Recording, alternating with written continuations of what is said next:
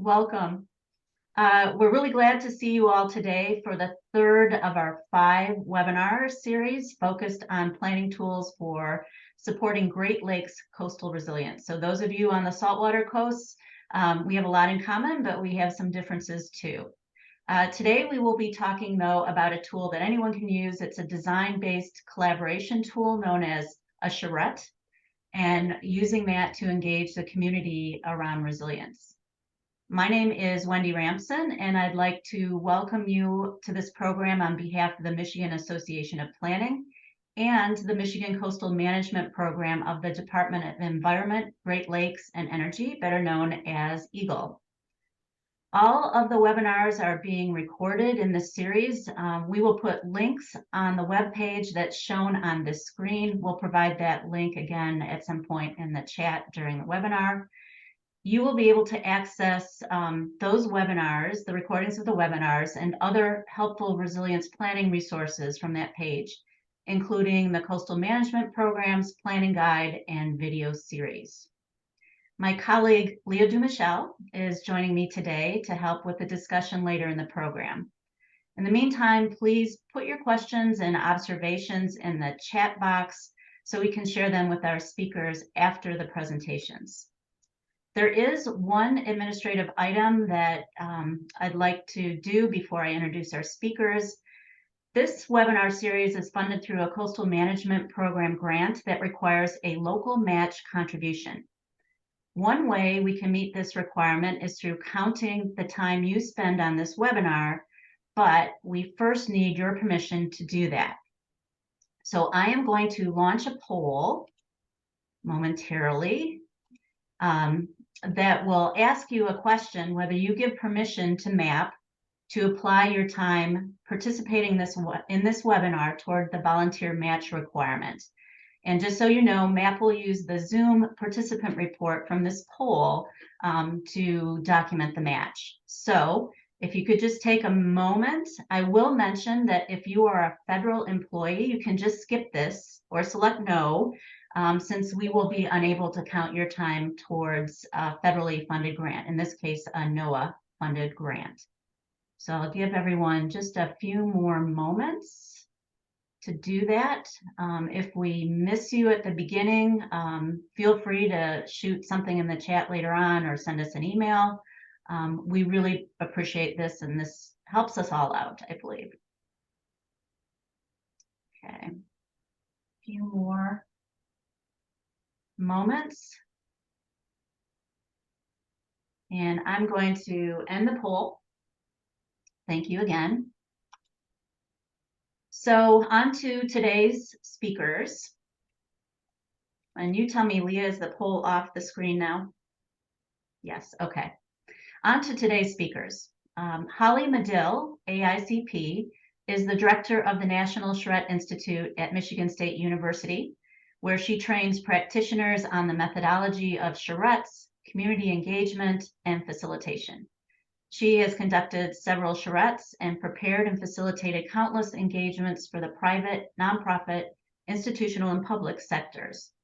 Holly is a member of the American Institute of Certified Planners and holds a bachelor's degree in environmental science from the University of Alabama and a master's degree in urban and regional planning from Michigan State University. Following Holly's presentation, we will hear from Abby Ertel of Huron Pines with an example of how charrettes can be used in resilience work. Abby joined Huron Pines in 2010 and currently leads all aspects of the organization's community programming. Prior to coming to Michigan in 2006, she lived in North Carolina and worked for the North Carolina Coastal Federation. Abby has expertise in facilitation, community engagement strategy, strategic planning, organizational development, and education. So we're very excited to hear from you both today, starting with Holly. Thank you. Thanks, Wendy. I'm excited to be here along with you and along with Abby to share the real life example of using a charrette in resiliency work. And so a brief introduction about NCI, and I might have to get up and move my shade. it's as Wendy mentioned, a program within MSU. We're housed in the School of Planning, Design, and Construction. Has 4 degree granting programs from urban planning, landscape architecture, interior design, and construction management. And we also work closely with MSU Extension. And our mission is to give the information of over 30 years of learnings of doing charrettes to practitioners to help them achieve self-transformation within communities. And so we provide a variety of learning opportunities. Most signature of those is our NCI Charrette Certificate Program. We have over nearly 4,000 people who have gone through the program all over the globe. And if you are looking for, after this training, and you're looking for more and want to join the training, we'll be in Detroit in May of 2024, and the registration is live on our website. What I'd first like to do is just give a real brief introduction of the history of charrettes, what a charrette is from our standpoint, and then talk about the inner workings of them before Abby gives the example. There are lots of, you probably have heard the word before, and people use it in a lot of different ways. NCI has a really specific kind of way of thinking about the charrette. And it's really anchored by this idea of co-design, where we bring stakeholders, decision makers, and content experts together to solve a problem. Traditionally, it's been a built environment kind of issues. And since NCI has come to MSU, he was a nonprofit, started around 2000 and came to MSU in 2016. We've been experimenting with different products. The framework is the same. And so we've been using it for strategic plans. We have experimented it with it around resiliency and a few other things. One of the other things that defines an NCI charrette from perhaps others is that there's lots of threes in the charrette land. So you have 3 different kinds of groups that you're bringing together. We have 3 feedback loops within the charrette, 3 different times to get feedback from your public, or 2 times to get it wrong and 1 time to fix it all. But these gatherings, they're multi-day engagements that are collaborative. We aim for them to be inclusive, and they are multidisciplinary, because we're trying to avoid rework later on in projects and make sure that we get all of the input incorporated up front and at once. And also, one of the hallmarks of an NCI charrette is that it is able to produce a plan that's implementable from the get-go, or with minimal work after the charrette. So anything less than something that has 3 touch points, which usually is a 4-day charrette, we would consider a workshop. Or if some of the characteristics or the principles that gird in a charrette or define it, and we might call it a charrette style workshop, or working in charrette style. And not everyone is there for all of the days. Can you imagine a week-long community engagement event where everyone is there? The charrette is designed to make sure that people are coming in at key points when their input is going to be most valuable.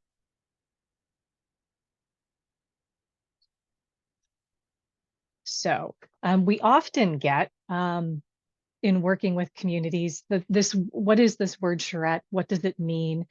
Technically, it comes from French. It means cart, and the history of it dates back to 1850 at the École des Beaux-Arts in Paris, France, when proctors would send around, or instructors would send around, a horse-drawn cart, or maybe people-drawn cart, to collect works of art from the students. And I'm sure that no one here on the call has ever experienced this, where the student might be on the cart putting finishing details on their assignment as it is moving down the cobblestone street. Even today, if you were to walk into an architecture program, or I know at MSU are landscape architecture and interior design students, or urban design programs. If you walked in at 3 o'clock in the morning and there were people there working on their projects, that they might tell you that they're on Charrette. There's a few things that I really like about the idea of charrettes and the implementation of them. They're listed on the screen, but they're really a great opportunity to connect into the community and to build relationships within it. And so often within RFPs and within communities, that stakeholder engagement is one of the first things that's cut from budgets, or it's cut from RFPs, and I think is one of the most important. The other thing that I really like about them is that it's an opportunity to co-design and really have deep conversations about issues and solutions. So I'm going to conjure up the image in your mind of the Wizard of Oz, who's behind this screen making decisions, and no one really knows who it is and why the decisions are being made, and we might think of that as a government process or a planning process. And the charrette pulls back the curtain of that and really lets residents and community members engage with decision makers to understand what goes into the decisions. A lot of times the important conversations happen around the trade-offs of, if we do this, then this, and helps people to understand decisions. They may not get what they want, but at least there's transparency and they understand what criteria were used to make the decisions and what the trade-offs were. And then quickly being able to move into implementation. And so I love this, the focus of this series on resiliency, and the question came about, well, can we use charrettes for resiliency work? And absolutely, there's lots of examples. Abby's going to talk to us about one of them, so I'm excited to hear about that. And kind of locally-ish, NCI has done some work with Downers Grove, Illinois. We did a charrette-style workshop that used some scenario planning tools around some flooding issues that they were having in a few parts of their community. And back around 2013-ish or so, the Michigan Sustainable Small Harbors Program sent some individuals through the NCI training. And so they've crafted their own brand of charrettes, and I'll talk about that momentarily in a few more slides. And I know that they've implemented that across the states. That's really exciting. The other one that comes to mind is a charrette that occurred post-Katrina. And this is an actual picture of their studio. In this case, it was after Katrina had hit. It was along the Mississippi coast. It was a 6-day charrette that engaged 11 different communities along the Gulf for rebuilding purposes. And you can see all those different design teams working in there, 110 national experts. To our knowledge, this is the largest charrette that has occurred in a really short time span. But I would submit to you that yes, they can work for recovery and post disaster, but that maybe doing them in front of that is also helpful. So with that, I want to talk about a few different characteristics of the NCI charrette. We think of it as a system. And remember I said there's lots of threes in charrette land, and this is another three. We think about it in terms of a system where you have the preparation for the charrette, you have the charrette itself, and then you have plan implementation. The charrette itself is just 4 to 7 days in the middle of that. But you have 1 to 9 months before the charrette happens, where you're doing all kinds of preparation and engagement with the community to get ready for the charrette. Our training spends the bulk of our time on that first phase in charrette preparation to make sure that the charrette itself can be successful. And we think about that preparation in a triad there. We're getting the people ready, we're getting the data ready, and we're getting the place ready. Oh, wanted to go back to that. And so what do I mean when I talk about people, data, and place? Getting the people part ready is really understanding your stakeholders and the viewpoints that exist in your community around the issue that you are engaging them within. So this may involve a lot of pre-work with those stakeholders to understand and build trust. This may look like interviews and focus groups and community surveys. It might be tactical urbanism. It might be community events. It might be educational workshops.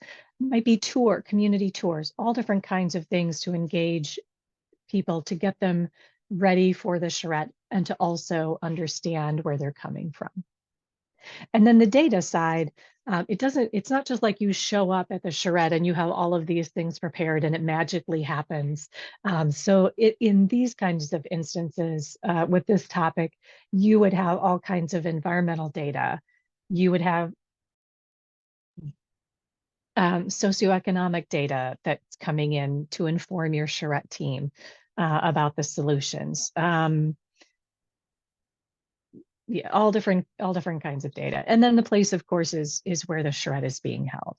And so typically that looks like a headquarters where your design team is, that is open for a good chunk for people to cycle through and interact with the design team and have reviews within it. But also I wanted to highlight this place piece is that while that's headquarters, it's really important in a lot of cases, depending on your stakeholder groups, to go to them, to be inclusive, to build trust, to be on their turf where they're comfortable, and to bring that information back to the headquarters and feed that into the charrette process. So let's take a look at the charrette itself. I mentioned that the charrette preparation phase is typically 1 to 9 months, depending, and it really depends on the complexity of the project. The more complex the project, the longer the charrette likely is. And so I'm going to go through on this slide. It's a visual illustration of what the charrette work cycles are. And then on the next slide, it's in a matrix form. So I wanted to walk through each of these pieces and describe what an actual charrette looks like, and then talk through a few examples of how to piece it together, and then we'll get into Abby's example.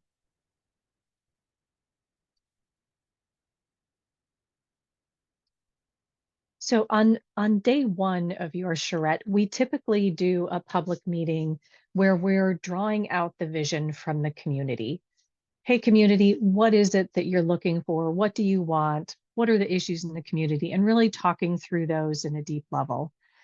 We often liken this to the charrette team, which may incorporate a lot of different disciplines, especially in resiliency work that touches so many types of planning and government activities. So you may have someone from public health, you may have someone from transportation, environment, public works, parks and rec, all of those different and more, all of those different viewpoints coming together on a charrette team. We use the analogy of a cab or an Uber, where the charrette team is the driver, the community piles in the back seat and says, here's where we want to go. And the charrette team says, okay, well, we can take this route, or there's all different kinds of ways to get there, provide some options, and the community decides which option they like and works best, along with the data that to support it, and the cab goes in the direction of the vision. So on day one, you have your very first public meeting. On that information goes into day two. And so on day two, your design team is putting together alternative concepts based on what they heard typically the evening before at the public meeting. This information, the alternative concepts are usually are reviewed by stakeholders either in day 2 or 3 to provide some feedback.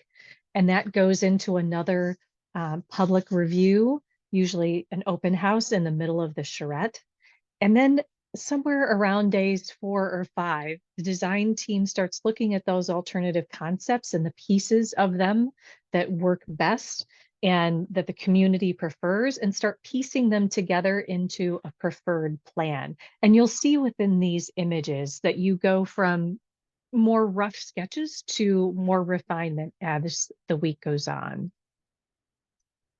That preferred plan then goes out for either public review or some more stakeholder reviews before it goes through vetting within the charrette to make sure that what is being presented is feasible in the community. And then your design team goes to work. They're vetting it through, testing it through feasibility tests.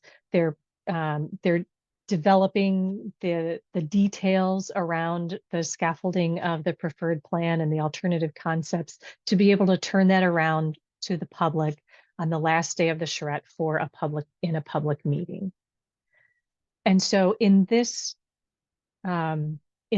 illustration, you have across the top are the feedback loops with the public. You'll see 3 of them there. And on the bottom, you'll see the design cycles of alternative concepts, preferred plan, and plan development. So it's an iterative process.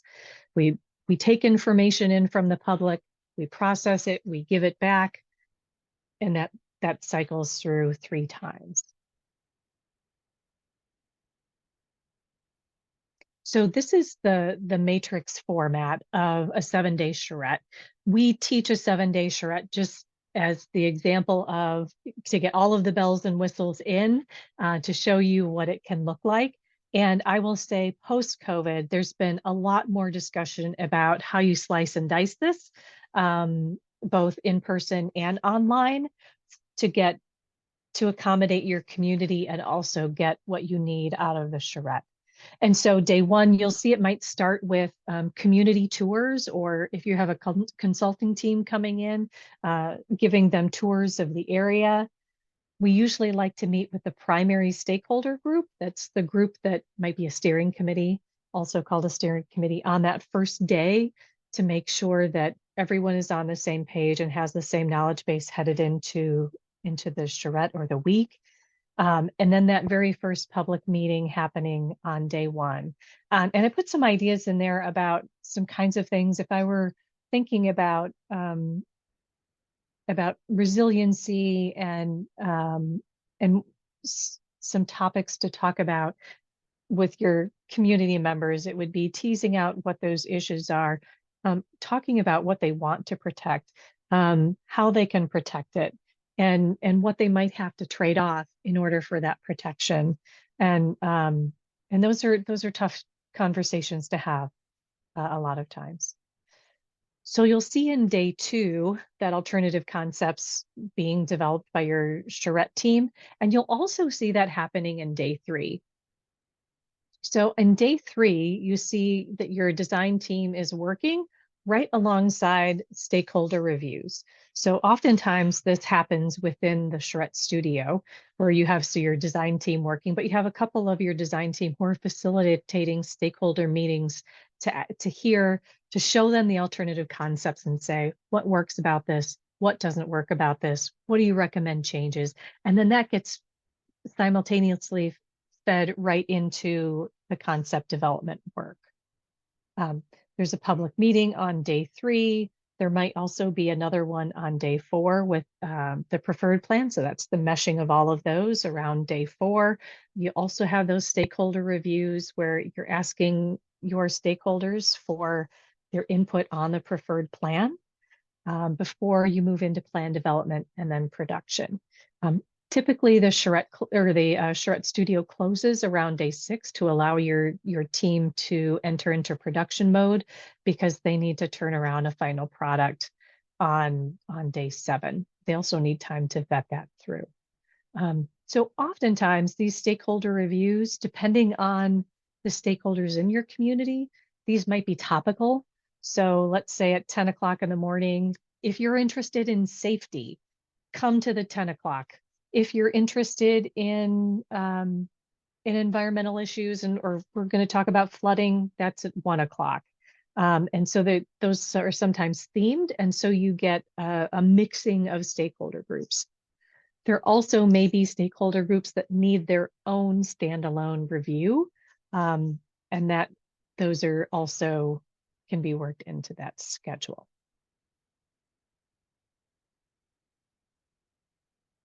So I mentioned that that post COVID, there are a lot of ways of thinking about how to, actually, I'm going to go back one, how to divide this up, because often we hear, there's no way that I can get my community together for a week. So what does that look like? And even pre-COVID, people were thinking about doing this in a modified version instead of a full 7 days. And so one of those groups that's done some thinking around this is the Michigan Sustainable Small Harbors Program. And so what they do is, you'll see in this case, this is the vision. This is day one of that charrette. They take that and they slice it and they put it 4 to 6 weeks in front of a 3-day design charrette. Then they slice off the last day, the presentation of the final product, and put that 4 to 6 weeks after those 3 days of design charrette. And so what that does is it provides working time for your design team in that 4 to 6 weeks to put together, at this point, to put together the alternative concepts and present them here on day one of the 3-day charrette, and then go through those stakeholder reviews and loops of alternative concepts and preferred plan. And then that last day being separated allows some more working time for your design team to really put together the finished product and final presentation. And I think this one in particular was, no, I was going to say it might be Benton Harbor, but I'm not positive on that. And so here's if we zero in on this design charrette, the 3 days, this is what that schedule looked like. And so you'll see that they start with, I know it was a public input session, but there were already some concepts from the very first workshop that were brought into this. And so you'll see the different kinds of reviews that happen, and the iterative nature of that there.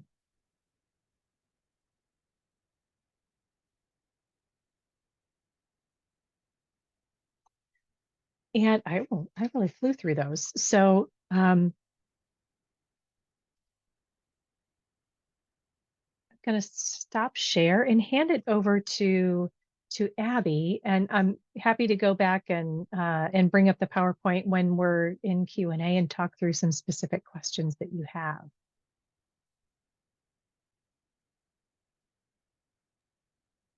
Right. Thanks, Holly. That was great. I'm now going to share my screen to show folks just a few slides that I have here to outline an example that we went through at Huron Pines, where I would say it was maybe more of a charrette style opportunity, but I'll say at the time that we did this example that I'm going to talk to people about in Alpena, I hadn't actually gone through the NCI training. And so now that I've done that, I have some pretty good perspective on sort of where maybe we've learned some lessons with this process and where we can maybe build in some efficiencies. So before I get into the specific example in Alpena, Michigan, where we used a charrette style process to talk about resiliency with that community. Just a quick introduction to myself. My name's Abby Ertel. I am the Community Program Director with Huron Pines. And Huron Pines is a nonprofit conservation organization, that is located in, we have 2 offices actually, one in Gaylord, Michigan and one in Alpena, Michigan. And we serve all of the counties of Northeast Michigan. And we work in several different areas, one being in healthy water, which is where projects like the one I'm going to talk about sit. We work a lot in stormwater, we work a lot in stream restoration. We also have a protected places program, which is where a lot of our land stewardship happens, invasive species treatment, land protection, forestry management. And then a Vibrant Communities program, which is where I sit. And this one sort of spans all of the programs in terms of education, environmental education, program delivery. We do have an AmeriCorps program for folks who are familiar with AmeriCorps. So we have a 20-member program with members placed all across the state of Michigan. And then a lot of what I do in terms of facilitation and planning and working with communities to think about, how they can connect and protect with the natural resources that are so important to where they are. So just a little bit about Alpena and why Alpena for us. So in this slide, you can see this is the Lake Huron watershed, the big blue space here. And then you come into Alpena, which is right here in the Thunder Bay, right on the Thunder Bay. And then in that Thunder Bay River watershed, which is a huge watershed. It actually touches 33 townships. So a lot of people and a lot of places in that watershed. But Alpena itself is one of our largest urban centers here in Northeast Michigan. It's a little bit more than 10,000 people. Really cool city with lots of great things happening. But we've been working with the community for quite a while before we sort of stepped into this space of talking about resiliency and how we could bring more community members into that process. We lead an initiative called the Lake Huron Forever Initiative, which actually spans Ontario and Michigan in terms of our partnership. And that initiative is all about working with community leaders, in particular, elected officials, city staff, government staff, to understand sort of what resources and opportunities they have available to them to protect water quality, and in particular, protect Lake Huron water quality. So beginning to talk about what types of stormwater management projects or what types of green infrastructure projects they might be interested in or may have opportunities around was something that was sort of a natural fit for us. And then we were able to leverage some funding through the similar program or same program that Wendy mentioned at the beginning, from the Department of Environment, Great Lakes and Energy here in Michigan through their coastal management plan. And that project specifically allowed us to start to do some deeper engagement in Alpena and a few other coastal communities along Lake Huron.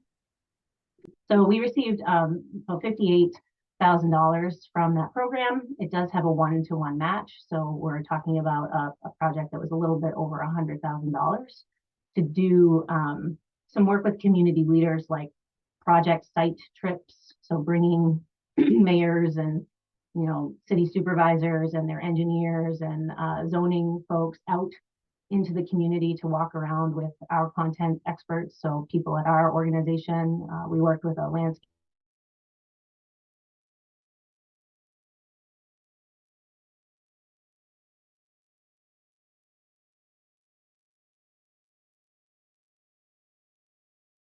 those conversations.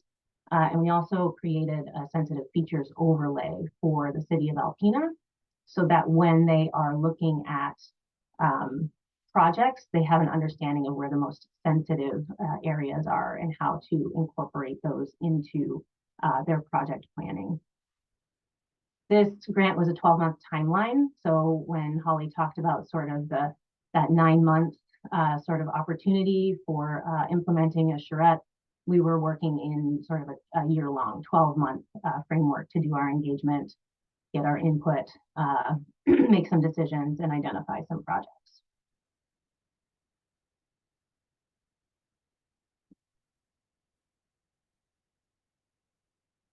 So the first thing that we did, other than engaging with local leaders and elected officials to start the conversation, was to really understand or identify sort of the outcome and need of what this community input and engagement could look like, which we called a green infrastructure visioning session. So that's was how we titled the actual sort of public input piece of it. And so those outcomes and needs that were identified were to narrow down and prioritize a suite of project options. So we had been out with contact experts, we had identified a suite of projects, and now it was time to sort of narrow those down and understand maybe which ones moved ahead first versus those that might move ahead later. And bringing the community in to learn about stormwater and green infrastructure and why it's important, and sort of closing an education gap the visioning allowed us to do that, and it also allowed us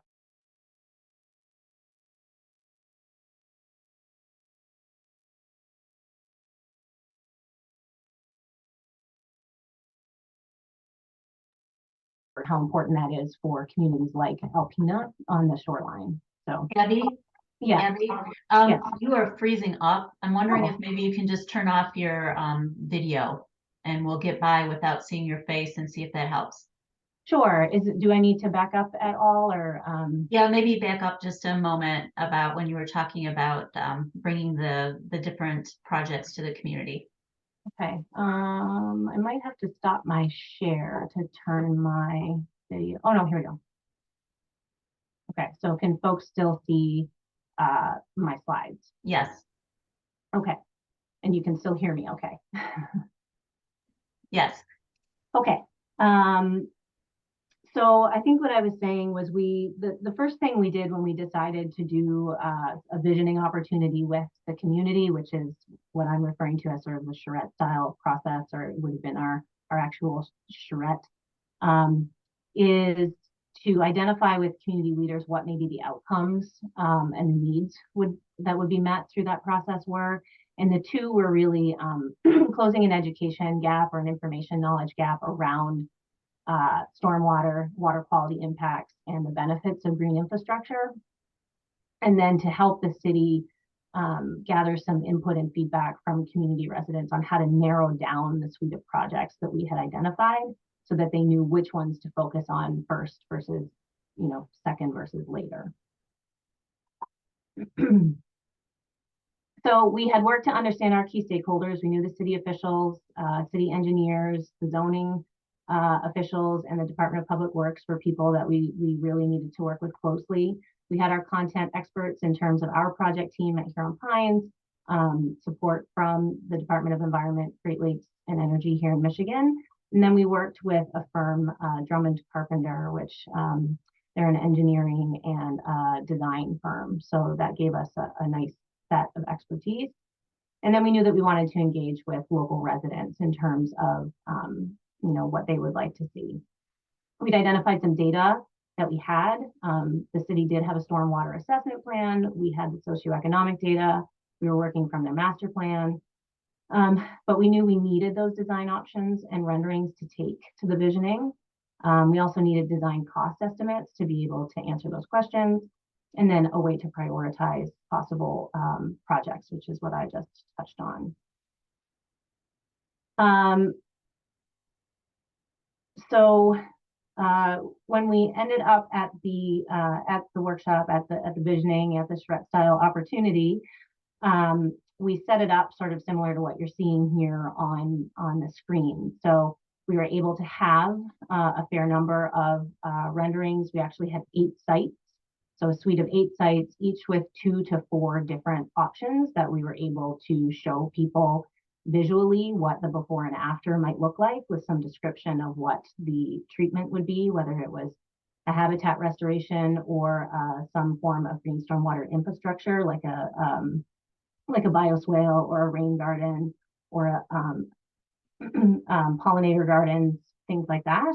We also incorporated in some of these renderings where the green infrastructure would be close to buildings or in the downtown center, the opportunity for murals or signage or things that would enhance the landscape in that respect as well. We did choose a downtown location that we felt was fairly central. We worked with the public library, which has a lot of folks in and out to be able to participate. We worked our timing to be sort of in that after dinner hour, hoping to catch folks who are working, maybe school extracurriculars are over and they could come. We did provide child programming, so youth programming, so that folks did not have to deal with that barrier of childcare if they wanted to provide input. And then we also created an online option for people to provide information and input if they were not able to come to the in-person. And this online option was open for about 2 weeks. So it was there available for folks for a longer period of time than the actual in-person session. So this is a little bit of, how it was a story map is what we provided on the online option. And I wanted to step through that a little bit because overall we had about 63 people provide input into next steps for these projects. And 40 of those responses came through the online platform. So we were very thankful that we had been able to incorporate that into the project so that we could reach more people about green infrastructure, coastal resiliency, and receive their input and feedback. Let me try and open this. Hopefully my internet will cooperate.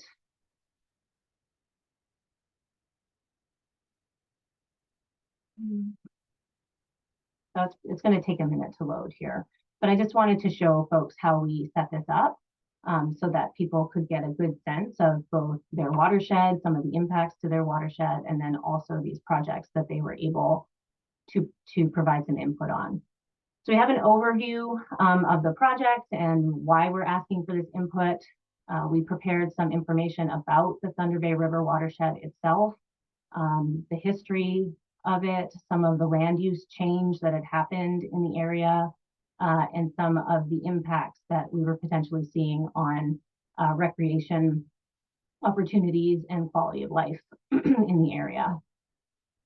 We provided some education and background on what stormwater is, what green infrastructure is, and the benefits of green infrastructure to folks in the community and what it might look like, or examples of green infrastructure, rain gardens, permeable pavers, green roofs, which actually this is an actual site from Alpena, so there were some already on the ground green infrastructure opportunities.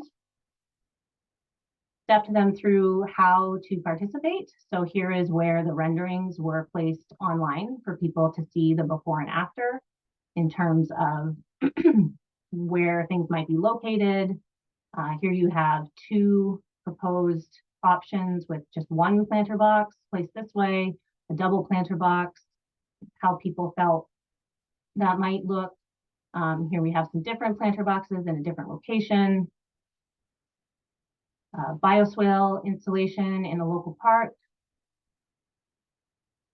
a dune restoration project, potential dune restoration project, and then a parking lot bioswale. So we were able to provide these renderings online, digitally, so people can take a look at them. And we had the survey option, which is closed now, so we won't be able to see the questions, and then a little bit about our organization. I'm not sure I'm going to be able to get back to my slides, but that's okay because my next slide is about, I can find it, where did Michelle Lewis go? Right here. Internet, here we go. So out of this process, and in the slide before this, you saw the rendering with all the dots and sticky notes and things on it. And that's where people were able to tell us what they liked or didn't like about a potential option. And when people told us that they didn't like something, and that was indicated with a red dot, we asked them to explain that a little bit further so that we could get into sort of what exactly was it? Was it because we were proposing trees, they were going to lose their view of the beach and Lake Huron? Was it that they weren't interested in a pollinator garden for various reasons? Did they think the planter boxes were going to hinder pedestrian traffic in the downtown area? So we were able to gather some really detailed information. And this particular project, Mishikiwis Beach, which is a dune restoration, natural shoreline restoration, popped out as the most popular or the most desired project to happen in Alpena. And so with that information, the city was able to be a little more shovel ready in terms of leveraging funding to be able to do that project. We also made the connection with an alternative education school teacher who was interested in figuring out how to get her students out on the beach more safely and easily. And it came up in the visioning session that the city actually had ADA accessible beach mats, but they hadn't had a place or a way to install them. So we're able to incorporate that into this project as well. We have started phase 1 of this project. We've installed fencing and done some plantings and are preparing to put out the ADA accessible mats next spring. And the city's now taking the lead on their own coastal management program grant in order to leverage funding to do additional sites that came out as high priority for community members in this process. And so the hope is that we'll be able to do some of the rain gardens and bioswale work next year or the year after. So just quickly on some lessons learned. Like I said, now having gone through the NCI training and the Charrette training, I think Huron Pines does components of Charrette work or Charrette style work through a lot of our projects. We're in our communities a lot for a long time, building relationships, gathering information, getting feedback, identifying projects.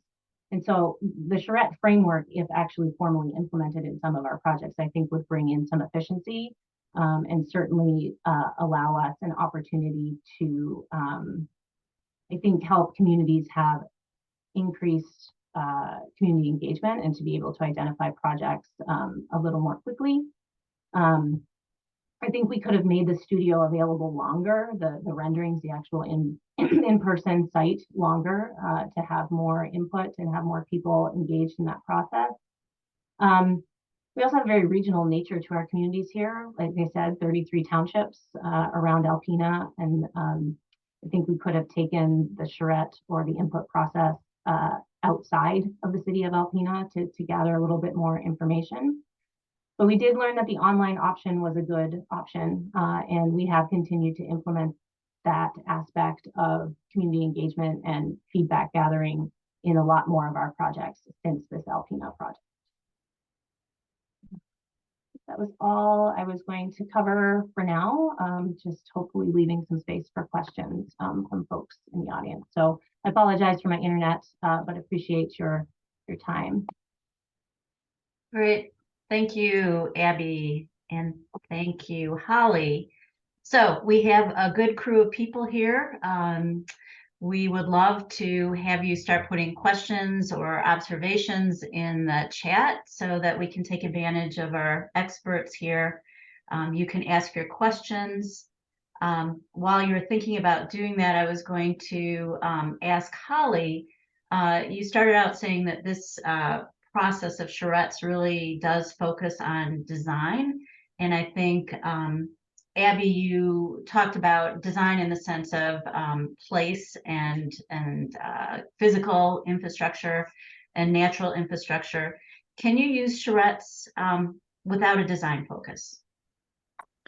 Sure, absolutely. Share a couple of things. Oops. If I go back to our original illustration of the work cycles of the charrette, and so you have the design stuff on the bottom. So what does it look like if you're not actually drawing and designing necessarily in your charrette? And so I guess a couple of thoughts come to mind about this is that, first of all, there's usually, you can find something to draw and design about probably any topic, even if it's a document with circles and bubbles, you know, that's blown up, a lot of different things. But what I guess I want to share foundationally is that the charrette can be a framework. And so the process can be the same. And the only thing that might change is the product that comes out of the charrette. So if we were to replace these design, this was around East Lansing, these designs for this corridor, and we were to insert it as, for example, we did a charrette around chronic wasting disease, a wildlife issue in deer, and we were putting together an education and outreach plan. So that would look like text. And so these would be a bunch of different messages that came out of our very first public meeting. So it was a Word document with a bunch of different kind of educational messages that in this day, we bounced off of stakeholders in that second day, and then the preferred language would have been, those messages would have been honed even further.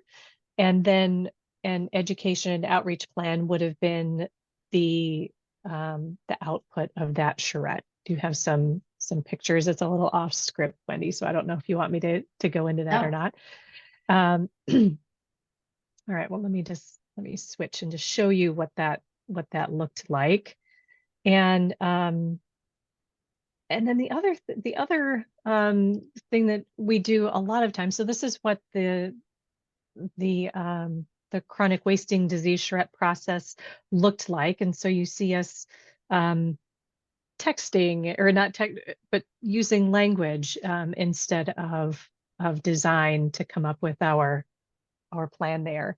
And so the other thing that we use, well, and I would say the charrette that I'm showing right now ended up being just a giant, it ended up being in the middle of COVID. And so it went all kinds of sideways because of that. But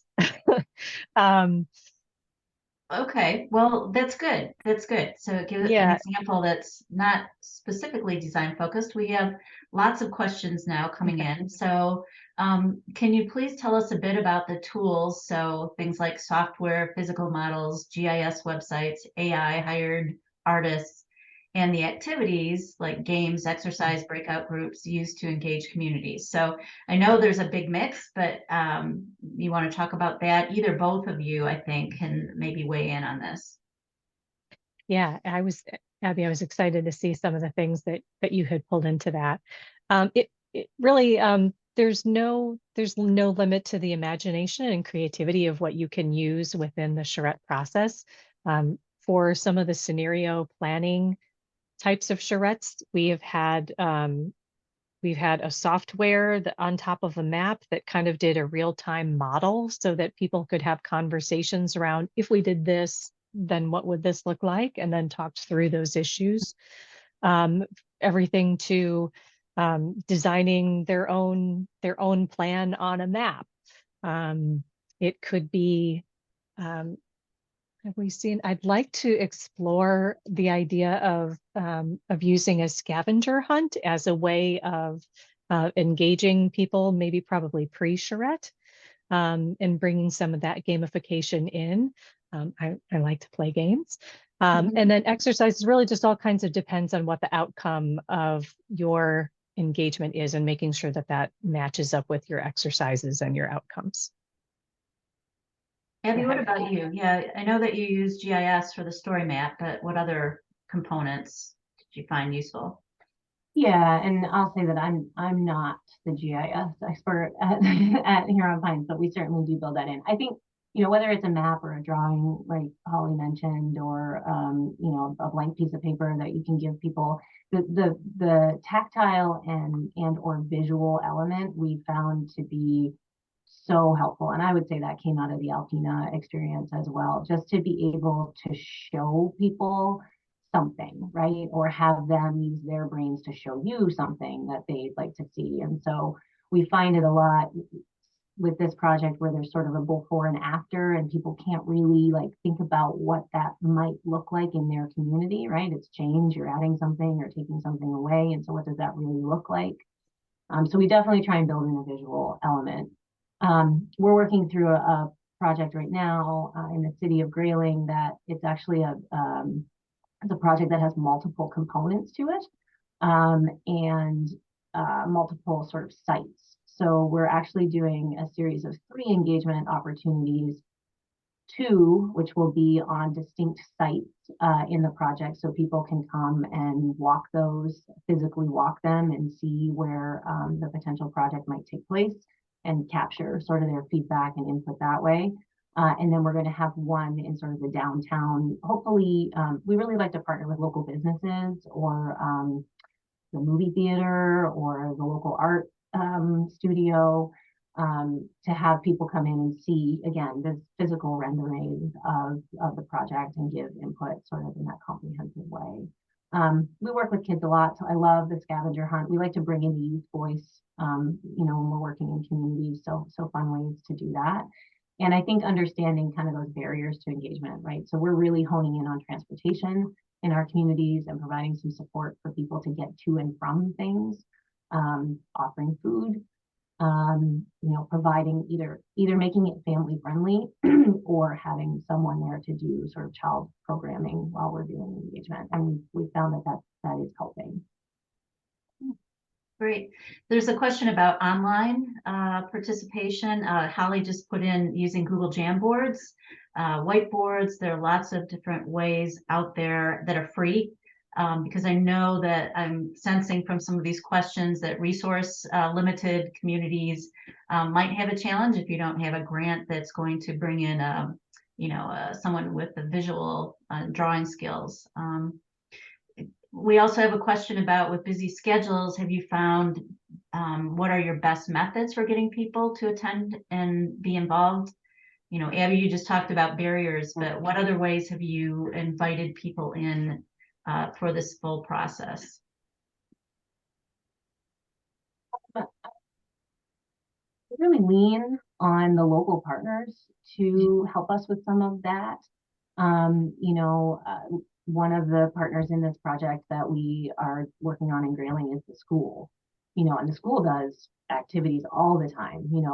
They do math mania, they do, reading nights, they do concerts and things like that. So sometimes we go to where the people are. Like we can take the things to the foyer of the elementary school while parents are coming in and out, and we're able to certainly engage people that way.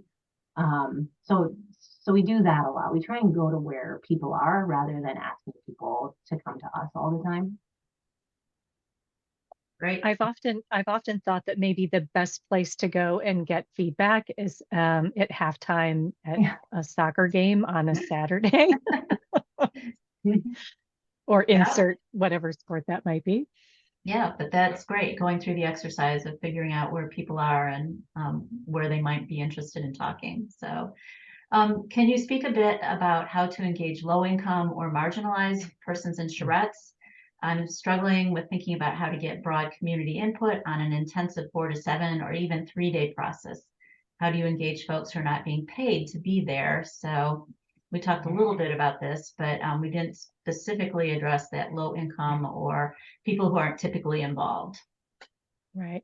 I didn't read that question before I put it in the chat, but there's a really great technique called photo voice, and I put the link into the chat for that too, which is it's using photography to capture and convey input into a process. And so you have your community kind of ideate around a couple of questions, either give them cameras or have them submit photos that represent what they would like to convey or respond to in a question. We did this in a community, and it was around Thanksgiving time. And so we were asking them, what are you thankful for in your community? And the opposite of that, some version of what could be improved. And it could be, and it really opens it up to the participant to interpret what that means to them individually. And then there's a gallery after all of the pieces of information and art are submitted. There's a community gallery where either people could stand by their work of art and talk about it, or write an essay, or just submit it with a caption. And so that's kind of a unique way of bringing in some of those voices that maybe typically we don't hear from. Yeah. Abby, anything to add to that? No, I think that's great. And then I had mentioned, kind of thinking about transportation needs and childcare needs. Those are just in rural communities where we work. Those are really big barriers for us. So let's go to a coastal question. Do you have to deal with any potential property location for coastal resilience? And how do you deal with that in a charrette format, especially for landowners that are impacted? So maybe with relocation. Abby, do you want to take that one specifically? Well, so it's not necessarily a coastal example, but we're working through. I think it can be. I think you could take something from this, but we're working through a dam removal project in a community where the dam has been there for a very, very, very long time, and there are private property owners that have property right along what used to be the impoundment, and so they've been drawing down the water for a while because the dam is unsafe and it needs to come out. But there is one landowner who stands to potentially lose some property with the actual just excavation and removal that needs to happen. So we've actually and it's only one property owner, so I understand the scale we're talking about here too, but we have been talking with him directly and making sure to bring updated designs, hear what his concerns are, hear what he would like to see happen, with his property. Should there need to be something implemented there to help maintain what he owns currently? And we are doing a community input session in this community, and he owns a restaurant. And so he's actually offered to hold the input session there.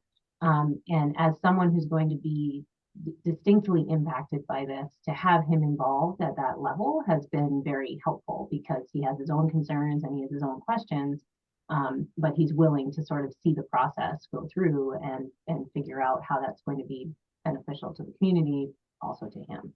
So I think moving houses on coast is very different than this, but I think that those levels of engagement, right? So those homeowners that are going to be directly affected are sort of their own group to engage with and start to have conversation with early and often.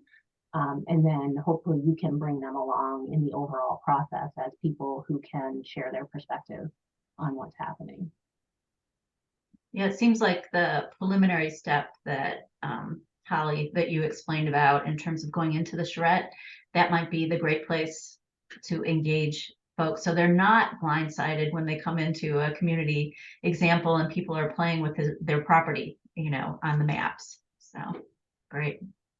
Holly, did you have something else there? I put in a couple resources, just responding to Jessica. Thank you for bringing that up. When we talk about the three different kinds of stakeholders, the content experts, so that's learned knowledge experts, the decision makers, and then the stakeholders, I often like to think about those as context experts, and that they have valuable information to share based on their lived experience, especially around the issue that we're engaging them with. And I'd love to see us start thinking about how to compensate our context experts along with our content experts. And maybe a good place to start there is with a community foundation. And sometimes that looks like getting a mini grant to pay an organization that represents individuals or that has connections and networked within those communities, and supporting their work. So a few different thoughts there, not solutions at all. And the other one is that kind of these conversations of climigration, and I am using that because the Consensus Building Institute out of Boston, Massachusetts, runs a network called the Climigration Network. And they're doing global work around this issue of moving entire groups of groups. And so that may be a resource for more information. Excuse me. Thank you. Question about how do you deal with citizens that are making false or vehement statements about a topic, like we only want single family, in a way that disrupts the process and closes minds?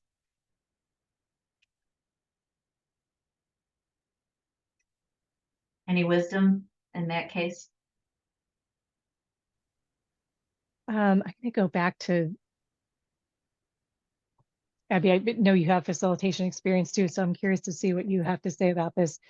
When someone is holding a protest sign, that's a position. I want this, but there's usually something that's behind the position. It's usually an interest, it's a value, and taking the time to actually engage those individuals and not just try to exclude them, I think is hard and really important, because I don't think that we're going to get beyond the sign if we don't actually engage the values in the conversation. And oftentimes when we engage in conversations around the values, we find that we have a lot more in common than what we thought we did. It's the solution part that becomes where that tension becomes. But I think it's important to include them in the conversation and really try to understand and come up with solutions. No, I would agree with that 100%. I mean, it's like the easy part is to exclude, right? But to bring them in and continue to have conversation. We've experienced that sometimes people just want to be heard, right? They want to say the things they want to say, and they do that, and then they're able to sort of engage and participate in the process sort of after they're able to share that, right? And then we get into breakouts and do some different things, and you get that information, that deeper sort of value information, and understand what they're really worried about or what they really want to see. So we have had a couple of input sessions where at the top of the meeting, people just needed to stand up and say what they needed to say. Some of them left after that, but some of them did stay and engage more fully. I have used, not necessarily in large group settings, but with smaller kind of stakeholder groups. I think most of us have probably experienced the person who keeps bringing up the same thing over and over again. And I've started to use it's almost like a parking lot, but not quite. You just capture those things that keep coming up over and over again, and you say, okay, like, we hear you, we hear this is an issue, or this is something you need to be thinking about. But if you can't bring a solution, or nothing has changed to change that so that we can bring it out and have constructive conversation, it's just going to live over here for a while. And so then, later on when it comes up again, you can say, okay, do you have a solution? Do you have some suggestion on how we might work through this? Or has something changed that we don't know about? And if the answer is no to each of those, then it continues to just stay there. So you recognize it, you captured it, but you're putting some parameters around, how much time you're going to spend on that if it's not constructive. And the listening part that I hear both of you talk about, active listening, is building trust and transparency into the process. And you both focused on that as being very much at the beginning. So, but it takes a lot of time. Let's see, we're getting lots of questions. So Consensus Building Institute, you mentioned, Holly, you also mentioned Dream. What was it? Dream something? Yeah, Dream, Play, Build. I'm currently obsessed with this process. It's a book by James Rojas and John Camp. It's this whole process. And actually, if I go back and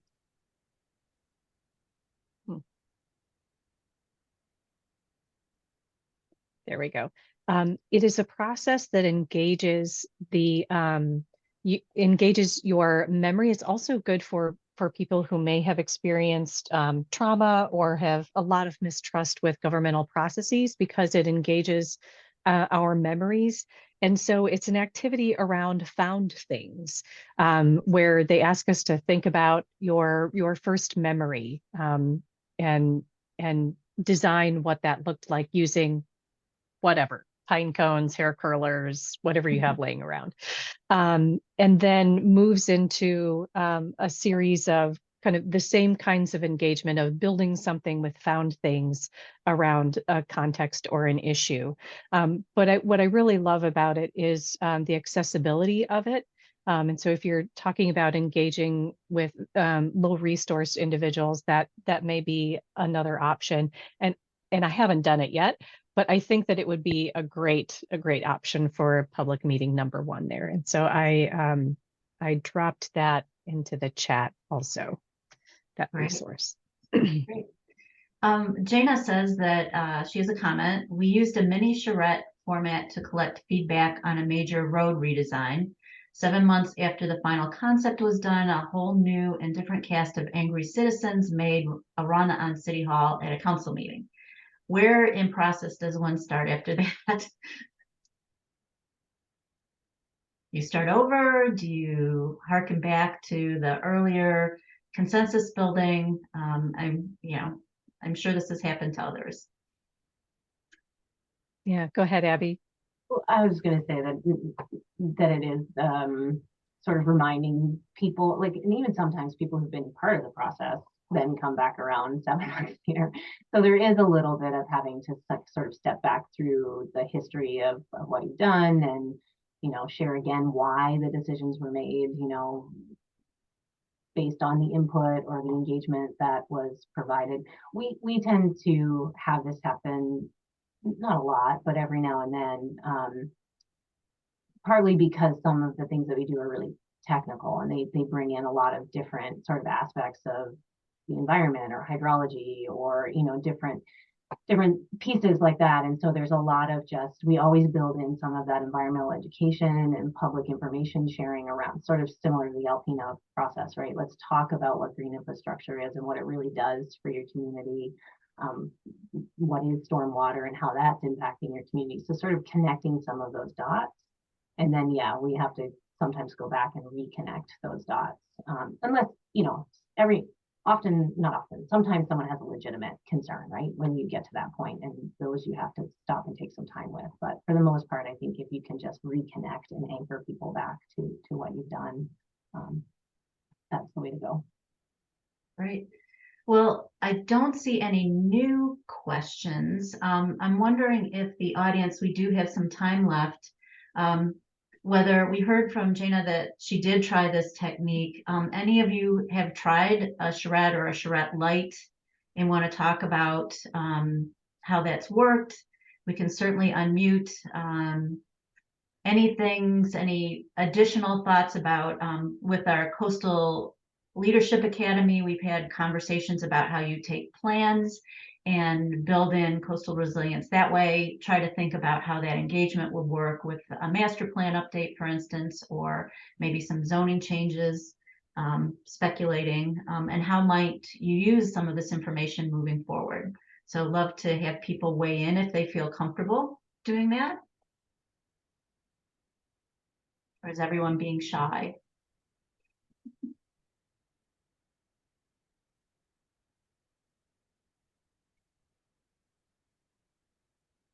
I guess people are being shy.